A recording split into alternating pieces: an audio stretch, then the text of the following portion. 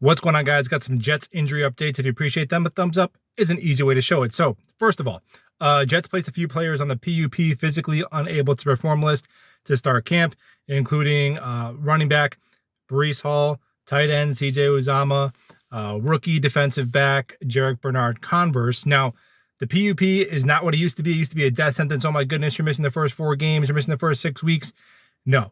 These players can be activated at any time, and it starts the 21-day practice window, kind of like they did with George Fant last year. And that's not the best injury example to use, right, with how it ended up going. But George Fant still played week 1, and I would expect all these guys, barring any other setbacks, to be ready week 1. So without any further information, I think we should all assume that Breece Hall's recovery is going very well. So this isn't, oh my goodness, give Dalvin Cook $10 million. No.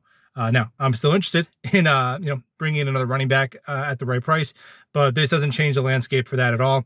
Totally expected move, and hopefully after the first few weeks, it allows the teams to give them a separate workload, and then they can be activated and jump right in. Now, the really good news is I expected Dwayne Brown, AVT, and Mekhi Becton to all start on this list. And again, it's not a huge deal, but it's really good to see, especially with Brown and Becton. You're like, man, both of our starting tackles, maybe not being ready to start camp, maybe not getting practice time together as a starting 5 with a new quarterback and then maybe a rookie center. I was on the back of my mind, I was a little bit nervous about that.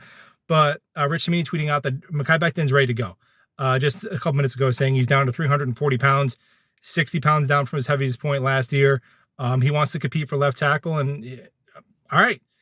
Let's let the best 5 go out there. However, it sorts itself out, and a healthy Mekhi Becton is absolutely one of those best 5. And Dwayne Brown, who had the repaired shoulder, being ready to go, I'm starting to feel pretty good about the offensive line. Now, there's a huge floor and ceiling, but if things go right and we're healthy and we get a bounce back performance from Lake and Tomlinson and Tippmann, who we think he should be right away, I think it could be a pretty solid unit. So definitely some encouraging stuff on the offensive line front on Breece Hall to be expected. Now, the Jets also did place wide receiver / special teamer veteran Deontay Spencer on IR.